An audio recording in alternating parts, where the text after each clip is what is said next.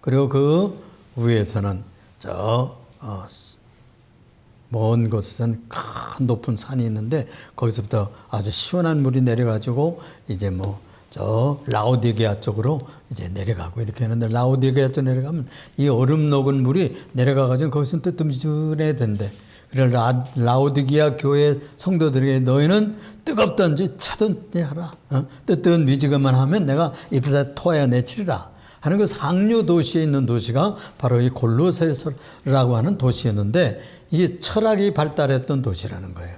그래서 이 지역에 있는 이 도시는 그리스도의 정체성, 그리스도가 그러면 어떤 분이냐 한 것에 대해서 그리스도인들에게 질문을 하고, 또 그를 따르는 너희 신자들은 어떤 모습으로 삶이 과연 변화되어 가느냐 하는 걸 보여달라 이러면서 그렇게 살피고 물었다는 것입니다. 그래서 철학적인 질문을 하기를 좋아하던 도시라는 것이죠. 그런데 오늘 말씀을 읽어볼 것 같으면은 그들이 윤리적인 그런 도덕적인 삶을 넘어서서 정말 어떻게 그리스도 안에서 변화된 삶을 사느냐, 그리고 그리스도 안에서 변화된 하나님의 형상을 입고 사느냐 하는 정체성을 찾아야 된다는 것을 바울 사도가 편지로 쓰고 있습니다. 오늘 말씀의 제목을 창조주의 형상을 따르라, 이런 제목으로 한번 말씀을 드리려고 합니다. 창조주의 형상을 따르라. 창세기 읽어볼 것 같으면은 창세기에 그 1장에 보면은 사람을 만들잖아요. 그리고 2장에도 사람을 흙을 비춰서 만드는데 어떤 형상을 따라 만드느냐? 짐승 형상이 아니에요. 하나님의 형상, 자기를 우리의 형상을 따라서 사람을 만들자. 남자와 여자로 만들자. 그래가지고 생명을 불어넣고 사람이 되게 하셔서 하나님의 형상을 우리가 담고 태어난 존재들입니다. 그래서 우리들이 그렇게 고상하고 멋지고 하나님을 닮은 인간들로서 존귀하게 살아가는 모습에 대해서 시기하고 질투했던 이 사단이 뱀의 모습을 띠고 에덴 동산, 행복한 동산에 들어와가지고 또 여인이었던 저 하와를 꼬여가지고서는 그 율법을 어기게 했어요. 말씀을 거역하고 하나님에 대해서 도전하고 하나님처럼 되게 된다고 그래가지고 그 열매를 따먹었잖아요. 그게 바로 계명을 어긴 일입니다. 그래가지고 하나님의 형상이 깨져버렸어요. 너희가 그렇게 되면 너희가 정령 죽으리라. 그래서 죽음이 오고 사망이 오고 고통이 오고 불행이 들어오기 시작했다는 것이 성경의 가르침입니다. 그래서 우리가 예수 그리스도가 오신 목적이 뭐냐 하면은 바로 하나님의 형상의 최고 모델이 예수님입니다. 예수님은 하나님의 모델이에요. 인간으로 오신 모델입니다. 그것은 무슨 외모가 피부 살결이 좋다든지 키가 크다든지 그런 뜻이 아니고 우리들의 인성이, 성품이 하나님의 성품을 닮았느냐 안 닮았느냐 그걸 얘기하는 겁니다. 그래서 하나님의 형상을 따르라 하는 이 말은 바로 부서진 하나님의 형상을 재건하는 일이 남았다는 거예요. 그래서 이 하나님의 형상을 따르는 일은 예수를 믿는 데서부터 출발이 됩니다. 예수를 믿고 영접하면 그의 형상이 우리들에게 다시 재건되고 회복되는 역사가 일어나게 된다는 거예요. 그래서 하나님의 형상을 따르는 일이 뭐냐 하면은 제일 첫 번째 얘기하는 것이 위의 것을 사모하라 하는 겁니다. 위의 것을 사모하라. 1절에서 4절에 있는 말씀인데, 그러므로 너희가 그리스도와 함께 다시 살리심을 받았으면 위의 것을 찾으라 그랬어요. 위의 것을 찾아 사모해야 됩니다. 거기에는 그리스도께서 하나님 우편에 앉아 계시느니라.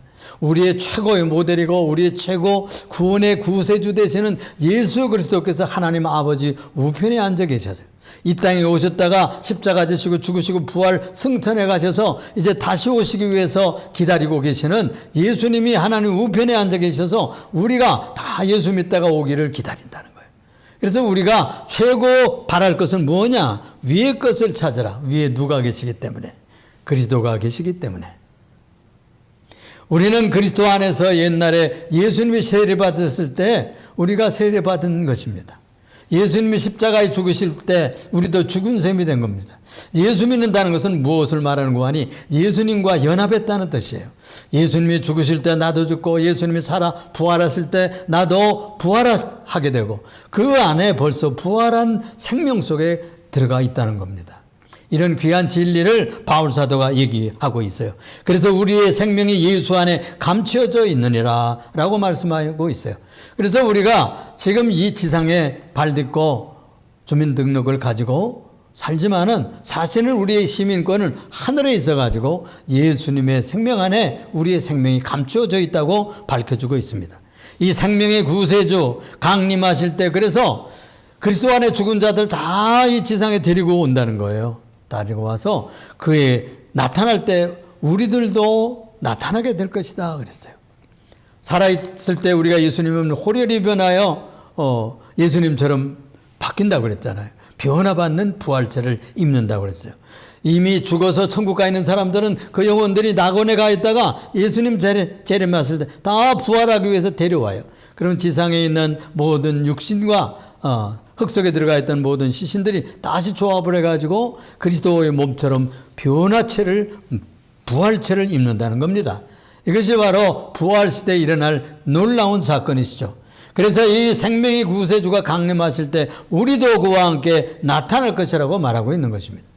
그러므로 우리는 무엇을 사모해야 될 것인가? 땅의 것, 흙의 것, 무슨 지나가는 것, 멋져 보여도 얼마가 지나면 다 추해지고 늙고 낙엽처럼 떨어지고 다 소멸하는 그런 것들을 바라볼 것이 아니라 신령한 것, 부활의 것, 영생의 것을 사모하고 거기에 위의 것을 사모해야 된다고 가르치는 거예요. 그래서 이 사모한다는 말은 테이테라는 말인데 구한다, 사모한다, 사랑한다, 열정적으로 추구한다 그런 뜻이에요. 또 지속적인 의도를 가지고 삶의 방향을 잡아 나가는 것입니다. 우리가 추구한다 그러죠. 사모한다 그러죠. 그러면 그 사모하는 방향을 향해서 살아가야 되는 것이죠. 이것은 단순히 천국을 동경하는 천국 갔으면 좋겠네 이렇게만 하는 것이 아니라 그리스도께서 다스리는 그 가치를 내 마음속에 받아들이고 예수님이 소원하는 것을 소원을 내 마음속에 받아들여서 예수님이 원하는 것을 순종해가는 삶을 살아야 됩니다. 그것이 예수님이 말씀하는 진리를 순종하고 말씀을 지켜나가고 부족하지만 우리가 실행해 나가는 삶에 적용하는 것이 바로 사모하는 것이고 위의 것을 사모하는 것입니다. 그래서 땅의 현실에 너무 얽매이지 말아야 돼요. 지나갑니다. 벌써 한 달이 다 지났잖아요. 그리고 지금 두째 주간째예요. 그렇죠? 얼마나 쏜살 같아요. 세상에서도 말이 있어요. 50대는 50km로 간대. 인생이. 60대는 60km로 가고 70대는 70km로 간대요. 80대는 80km로 달리는 셈으로 느낀다는 거예요. 이 세상에 너무 얽매이지 말고 지나갑니다. 붙잡아도 시간은 멈추지 않습니다. 제깍 끊임없이 지나갑니다. 그래서 하늘의 시각에 우리들의 전망을 맞춰야 돼. 우리의 시각을 맞춰야 돼. 하나님의 시간에다가 우리의 인생을 맞추자는 말이에요. 예수님 곧 오신다고 그랬으니까 예수님이 내일 오실지 1년 후에 오실지 10년 후에 오실지 모르지만 우리가 주님 오신다는 거기에다가 맞춰서 살아야 된다는 말이에요. 이 자세를 종말적 인생관이라고 합니다. 언젠가는 이 세상이 끝나겠구나. 개인적으로 봐도 우리 개인도 언젠가는 주님 부르실 날이 옵니다. 그렇죠? 올 때는 다 차례차례 와요. 차례차례 와요. 갈 때는 주님이 출석 부르면 갑니다. 네. 엊그제 저 교사모아라는 우리 목사님들 모임에 기도하러 갔는데 거기에서 어떤 목사님이 전해주는 말씀이요. 24살짜리가 갑자기 죽었어. 갑자기. 의사 집안인데. 갑자기 죽었어. 지 마음대로 죽었어. 이래가지고서는 얼마나 슬퍼하고 그런지 몰라요. 사람이라고 하는 것은요. 하나님 부르심 따라 갑니다. 청소년 때 가는 애들도 있어요. 또 장수하는 이들도 있어요. 100세가 넘어가지고 장수하는 이들. 90세 보통이에요. 좀 조금만 건강을 다루면 아주 장수들 하셔요. 김영석 교수 같은 애는 지금 105살, 106세 되겠네요. 뭐 그런 식으로 자꾸 삽니다. 그래서 120세 사는 시대가 온다는 얘기도 있어요. 그렇지만은 하여튼 이 세상은 지나갑니다. 언젠가는 우리가 부름받게 되는 것이죠. 그러므로 이 땅에 매이지 말고 하나님께서 이끌어 가시는 시간대에 우리가 맞추자는 말이에요. 찬송가 545장에 보면은 이 눈에 아무 증거 아니 배어도 믿음만을 가지고 늘 걸으며, 믿음은 위의 것을 바라보고 믿는 생활이에요. 믿음만을 바라보고 믿음으로 바라보고 걸어가는 삶을 살아야 되겠습니다. 그래서 위의 것을 사모하는 삶이 신앙인의 삶의 방향이에요. 그래서 이 신자는 하나님을 향한 갈망으로 살아가야 됩니다. 청교도 설교가였던 조나단 에드워드라고는 목사님이 계셨어요. 이분이 이런 글을 남겼어요. 하나님으로 즐거워하는 것이 영혼의 참된 행복이다. 그래서 하나님으로 인하여 즐거워하는 것이 영혼의 참된 행복이다. 여러분들 무엇이 참된 행복입니까? 자식 잘 되는 거, 또 무슨 부모님 건강한 거, 또 사업 잘 되는 거, 다 그 행복의 조건이죠. 그러나 최고의 행복이 무엇입니까? 하나님을 즐거워하는 거, 하나님을 사모하고 하나님을 묵상하고 천국 가서 살 것에 대해서 사모하고 이런 것을 즐기는 삶을, 고상한 즐김을 즐기세요. 이것이 신앙인들의 기억에 남아야 되는 것이죠.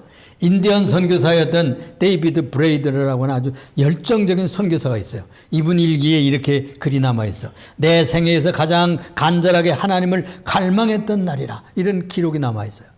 가장 자기 평생에서 하나님을 갈망했다 이거예요. 하나님을 만나고 싶고 하나님을 그리워하고 하나님을 사랑하고 하나님을 좋아하던 뜨거운 가슴을 가졌던 그런 날이 바로 오늘이라고 기록된 기록이 있다고 말해요.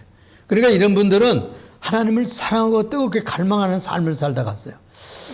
우리가 이 세상에 여러 가지 갈망하고 소원하는 것들이 많지만 우리가 천국 가는 것에 대해서, 하나님에 대해서, 그리스도를 만나는 것에 대해서 가치를 두어야 되겠단 말이에요. 돈 버는 것도 좋고 공부도 해야 되고 열심히 운동도 하고 그래야 되지만은 사업도 성공해야 되겠죠. 그러나 그건 둘째번이에요. 둘째번. 가장 중요한 일은 영원한 것, 위의 것을 사모하는 것을 현실 속에서도 하나님을 사랑하고 갈망하는 것이 나타나야 되겠어요. 가정에서도 대화 속에서 방향도 그렇게 잡아야 되겠어요. 위의 것에 우선순위를 두고 먹고 마시고 즐겁고 뭐 이렇게 대화하고 이런 것만 즐거워할 것이 아니라, 물질적인 성공만 취하는 것이 아니라 서로 신앙을, 성장을 격려하고 또 사랑으로 위로하고 격려하는 분위기를 대화 속에서 만들어가자 말이에요.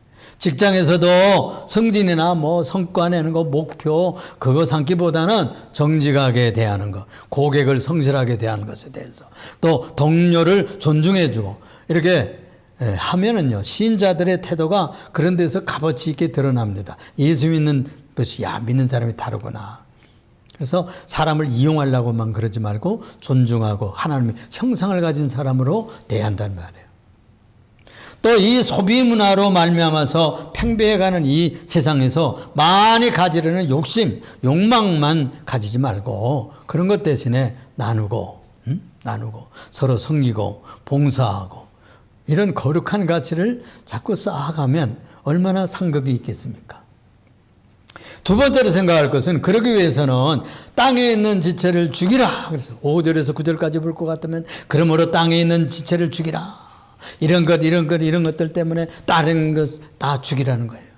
너희도 전에는 그 가운데 살 때에는 그 가운데서 행했지만 이제는 8절에 보니까 너희가 이 모든 것을 벗어버리라. 곧 분내는 것, 노여워하는 것, 화딱증 내고 신경질 내는 그런 거 버리라 이거예요. 그리고 악의, 비방하는 말, 너희 입에 부끄러운 말, 우리들이 그냥 말장난한다고 쓸데없는 말 많이 하잖아요. 이거 부끄러운 말. 그리고 9절에 너희가 서로 거짓말을 하지 말라. 옛사람과 그 행위를 벗어버리고, 죽인다는 말은 뭐예요? 옛 옷을 벗어버리는 것처럼, 헌 옷을 벗어버리는 것처럼, 더러운 옷을 벗어버리는 것처럼 옛사람의 체질, 옛사람의 습관, 옛 육체적인 정욕과 음란과 부정과 사욕과 탐심을 죽이라 그랬어요. 이 탐심은 우상숭배다 그랬어요. 탐심. 탐심은 욕심을 말합니다. 정욕을 말하는 거예요. 탐욕 있잖아요. 탐욕. 여기에 원어까지 제가 써놨어요. 프레오넥시아라는 말인데 이 말은 끝없는 욕망이다. 끝없는 욕망.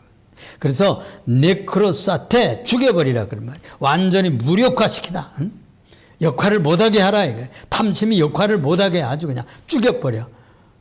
어떻게 죽이느냐? 십자가에 못 박는다고 그랬어요. 바울 사도는 나는 날마다 죽는다 그랬어요. 그런 얘기는 뭐냐면은 자기 성질을 죽인다 그 말이에요. 우리도 그런 얘기 하잖아요. 성질 좀 죽여. 혈기 좀 죽여. 좀 그러잖아요. 우리가 얘기할 때. 그런 것처럼 우리들의 그런 탐심을 죽이고 우리의 정욕을 사용시키는 거예요. 십자가에 땅땅 사용시키는 작업을 하는. 예수님이 죽으실 때 우리들이 죽은 것을 다시 꺼내다가 살려다 쓰면 안 됩니다. 예수님이 그것을 다 그리스도 안에서 우리가 죽은 셈이에요. 그런데 그걸 다 끄집어다가 다시 또 꺼내다가 또 사용해. 혈기 부리고 신경질 부리고 탐욕을 부리고 욕심 부리고 이래서는 안 되겠죠. 예수 믿으면 그걸 다 죽은 것을 쳐야 됩니다. 여기 바테라는 말은 이 정욕이라는 말인데 단순한 욕망이 아니라 절제할 수 없는 그런 욕심의 열정이에요. 열정. 바울은 이것을 우상숭배와 동일시했어요. 탐심, 정욕 이런 것들이 다 우상숭배인 셈이다. 그건 뭐냐면 사라질 것을 가치 있는 것으로 생각해서 늘 따라간단 말이에요. 욕심낸단 말이에요. 그런 것이 자연히 그게 우상이 되는 거예요. 제 우상이 되는 거예요. 탐심을 많이 부르면 그게 우상이에요. 꼭 무슨 뭐 돌 붙여 만들어 놓고 성경만 말이 아니고 자기가 마음으로 그냥 그걸 제일 좋은 가치로 여기면 그게 우상이지 뭐겠습니까? 그렇죠? 하나님을 최고의 신으로 섬겨야 되는데 내 욕심에 그리는 것, 내가 정욕으로 그리는 것 이런 것들을 자꾸 사모하고 그리면 하나님이 싫어하세요. 그래서 그걸 죽이라. 그래서 죽이라. 그래서 죄와는 타협하지 말고 그랬어요. 아주 이건 급진적인 아주 결단을 내려서 아주 살인하듯이 살해시켜라 그걸. 그래서 땅의 지체를 죽여라. 그래서 죽은 것으로 치라는 거예요. 그래서 음란과 거짓은 여러분 가정을 망칩니다. 교회가 망하는 교회들도 있는데요. 그 음행하는 일이나 연애해가지고 뭐 이런 이상한 일이 일어나면 그 교회 망합니다. 또 혹은 도둑질하고 뭐 이렇게 그 교회 망해요. 한 신자가 이 술과 도박에 빠져 있었어요.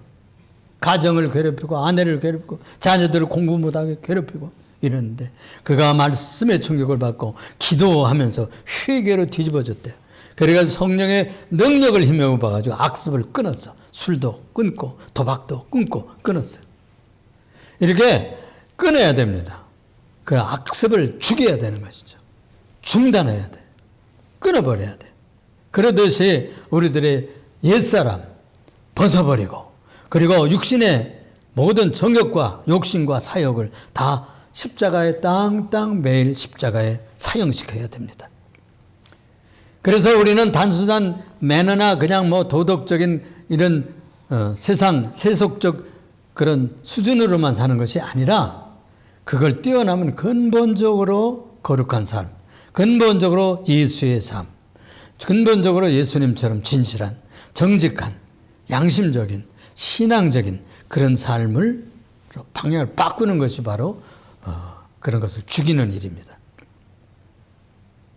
여러분 그래서요 가정에 들어와서 밖에서 받은 스트레스 있잖아요. 그걸 집에 와서 쏟는 이들이 있어.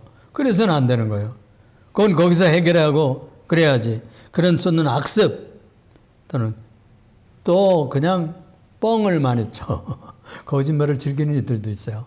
그런 거 하면 안 돼. 응? 거짓말을 끊어버리고 여기 성경에도 그렇게 말합니다.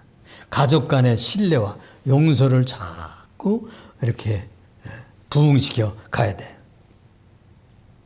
서로 덮어주고 용서해주고 격려하고 이런 언어 기법을 사용해야 돼요. 또 직장에서는 투명하게 서로 예의를 지키고 또 윤리적으로 또 매너를 지켜가면서 책임을 다해야 됩니다. 또 이 세상에는 지금 아주 음란물이 그냥 횡행하고 또 어떤 약물 중독에 취한 사람도 많고 또 정욕을 부추기는 SNS 얼마나 휩쓸려 가는지 몰라요. 우리가 이 세상에서 그런 것들을 절제하고 책임 있는 절약과 소비를 선택해 나가야 되겠죠. 소비적인 세상이라고 그래가지고 뭘 그냥 쓰고 그냥 아깝지 않게 막 버리고 이래서는 안 됩니다. 재발행하고 절제하고 아끼고 존절해하고 그렇게 해서 그렇게 해야 남을 도울 수 있는 거예요. 그렇게 해야. 저축해야 남을 도울 수 있습니다. 착한 일을 거저됩니까? 아니에요. 절약한 자에게서 그런 것이 나오고 존절이 한 자들이 그것을 헌금할 수도 있고 이웃을 불쌍히 여길 수 있는 재료를 쓸 수가 있는 겁니다. 세 번째로 생각합니다. 창조주의 형상을 따르라. 10절 마지막 절에 그렇게 말씀합니다. 우리는 본래 하나님의 형상을 따라 지음을 받았었다고 그랬잖아요. 그런데 타락 이후에 사탄의 형상이 들어와 버렸어. 욕심의 형상, 정욕의 형상, 하나님을 배반하는 대적의 형상이 들어와 가지고 마귀를 담는 거예요. 여러분들 싸울 때 보세요. 친구들하고 싸울 때 보세요. 또 부부지간에 싸울 때 보세요. 형제간에 다툴 때 보세요. 얼굴이 누구 닮았을까? 그 모습이 다 천사 닮은 것 같지는 않더라고. 그렇습니다, 여러분. 예수 믿고 10절에 보니까 새 사람을 입었으니 이는 자기를 창조하신 이의 형상을 따라 지식에까지 새로워졌다 그래요. 지식에까지. 우리가 새로워졌다는 말은 지식이 새로워지는 거예요. 하늘의 지식이 와요. 성경의 지식이 생겨요. 신령한 지식이 생겨요. 종말의 지식이 생기는 거예요. 주님이 오시는 것에 대해서 지식이 생기는 거예요. 우리가 예배당에서 예배드리고 또 성경 읽고 우리가 복음을 듣고 설교를 듣고 기도 생활하면 신령한 지식이 생깁니다. 신령한 지혜가 옵니다. 그래서 감각이 세상 사람들하고 다릅니다. 그 잣대는 잣대가 세상 잣대하고 달라요. 신령한 잣대, 이건 하늘의 잣대, 하늘의 말씀의 기준을 가지고 살아가는 규칙이 오게 되는 것입니다. 새 사람을 입었으니 이는 자기를 창조하신 이의 형상을 따라 지식에까지, 지혜까지 새로움이 오게 되는 것입니다. 이 새로워진다는 말은 새롭게 되어가는 이라는 뜻인데 아나카이노메논이라는 말이에요. 아나카이. 새로워진다는 말이에요. 새로워져. 지속적으로 계속해서 매일매일 새로워진다. 변화받는 과정을 살아가는 것이 우리 예수 믿는 삶이에요. 그래서 지난주보다는 지금이, 또 지난달보다는 이달이, 작년보다는 올해가 더 새로워지고 발전되고 멋진 삶을 살아야 되는 것이죠. 그날까지 우리는 거룩한 과정을 한 발걸음 한 발걸음 한 발걸음 걸어가는 것입니다. 하루아침에 확 바뀌는 사람들도 있지만요, 한 발걸음 한 발걸음 걸어가는 것이 중요합니다. 이 형상이란 말은 아이콘이란 말이에요. 여러분들 여기 핸드폰에 보면 아이콘 그림들이 다 있잖아요. 그걸 아이콘이라고 그래요. 우리는 하나님의 아이콘을 닮은 거예요. 하나님의 형상을 찍었어요. 우리들이 하나님의 형상이 들어있는 거예요. 예수 믿으면 성령을 태서 중생을 해요. 새로 지음받아요. 그래서 새 생명이 들어와요. 새로운 모습이 들어와요. 새로운 사람이 형성이 됐어요. 그래서 그 사람을 자꾸 내 속에서 키워가고 옛사람을 자꾸 죽여가는 작업을 평생 동안 해가는 겁니다. 그걸 성화의 과정이라 그래요. 매일매일 새로워지는 거예요. 그래서 sanctification, sanctify, 거룩해져 간다, 성화되어 간다 그런 뜻을. 성결교에서 그런 얘기를 하기를 좋아해요. 매일매일 새로워져 간다는, 거룩해져 가는 거예요. 그래서 이건 본질적으로 새로워졌기 때문에 이 세상의 모습과 같아져 가고 멋있어져 가고 그런 뜻이 아닙니다. 또 여러분들의 얼굴을 무슨 성형해가지고 멋져가는 그런 외형적인 모습의 변화가 아닙니다. 우리의 내적인 모습이 본질적으로 달라지면 여러분들이 천사와 같이, 스데반은 천사와 같았다고 그랬어요. 얼굴이 죽으면서도. 그렇게 하나님의 형상, 그리스도의 형상을 닮아가는 길이요, 예수님이 우리의 표준입니다. 표준.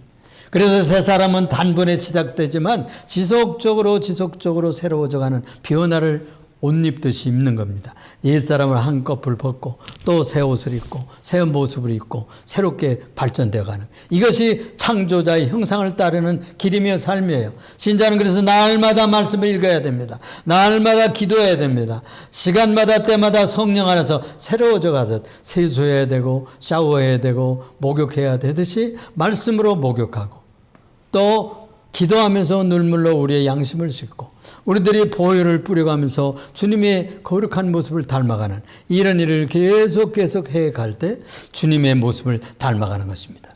그래서 가정에서 부모와 자녀가 서로를 주님의 형상으로 여겨줘야 돼요. 좀 속속에도 저 아이 속에도 예수님의 형상이 있지. 엄마 속에도 예수님의 형상이 있지. 아빠 속에도 예수님의 형상이 있는 것으로 믿고 존중해주고 함부로 대해서는 안 돼. 그래서 자녀들 내가 낳았다고 해서 함부로 대해서는 안 돼. 하나님의 자녀이기 때문에 존귀한 존재예요. 아직 성숙하지는 못했지만 존귀하고 고귀한 존재들이에요. 그래서 우리가 가정에서도 그렇게 가르치고 또 양육을 해주고 그리스도의 성품을 닮아가는 아름다운 가정을 만들어 가야 되겠어요. 사업장에서는 능력 있다고 자랑만 하지 말고 나는 내가 최고라고만 뽐내지만 말고 신뢰받은 사람, 믿을 만한 사람이 돼야 돼. 가치 있는 사람이 돼요. 이 회사에 당신 없어서는 안 됩니다. 인정받는 사람이 돼야 돼. 응? 가정에서도 그래요. 가정에서 당신 없으면 안 돼. 엄마 없으면 우리 죽어. 아빠 없으면 우리 무너져. 아들 없으면 삶의 의미가 없잖아. 응? 이렇게 서로 인정해주고 그 귀하게 인정해주고 그래야 삶 맛이 나는 거예요. 난 있으나 없으나 하네. 그럼 난 안 알아줘. 아이고 노인네라고 뭐 뒷반 눈길로 취급하고 그러면 안 돼. 응? 대화에 참여시키고 조금 세대 격차가 있지만 대화에 참여시키고 손주들과 놀게 하고 얘기하게 하고 자주 만나게 하고 그렇게 해야 됩니다. 그래서 우리가 그리스도의 형상을 닮아가고 하나님의 존귀성을 그 귀한 인간들 속에 더 키워주고 이렇게 장성하게 해야 될 줄로 믿습니다. 그렇습니다. 이것이 신자들의 사명이에요. 그래서 이 교회와 세상에서 계층을 넘어서 세대를 넘어서 모든 이들을 다 저들 속에는 주의 형상이 있는 겁니다. 예수 믿는 사람 속에. 또 믿지 않는 사람들은 예수 믿을 수 있는 가능성이 있는 거잖아요. 아직은 믿지 않지만 앞으로 믿을지 어떻게 알아요? 믿을 수 있는 겁니다. 그러니까 그들도 예수 믿은 귀한 존재들입니다. 그래서 불신자들도 존경해 줘야 돼요. 무시멸시하고 이래서는 안 됩니다. 유대인들의 그 실수가 그런 것이었어요. 유대인들은 이방인들은 다 돌멩이처럼 돼지처럼 짐승처럼 여겼어요. 그렇게 생각해서는 안 돼요. 그들 속에도 예수 믿으면 그리스도 형상이 형성되는 주님이 기다리는 존재들이에요. 앞으로 예수 믿을 수 있는 가능성이 있는 분들이에요. 하나님의 자녀로 돌아올 수 있기 때문에 그들을 귀하게 여겨야 되는 것입니다. 그래서 이 차별 없이 배려하고 서로 사랑으로 실천해 가자고 하는 것이 바로 하나님의 형상을 따르는 사람들의 삶이다.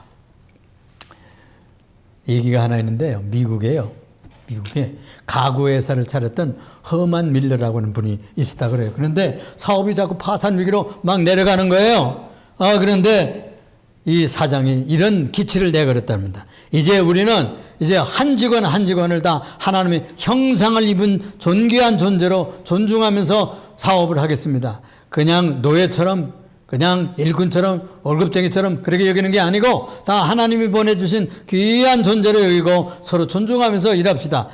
이랬더니 이 회사가요 아주 발전을 했다는 거예요. 그렇잖아요.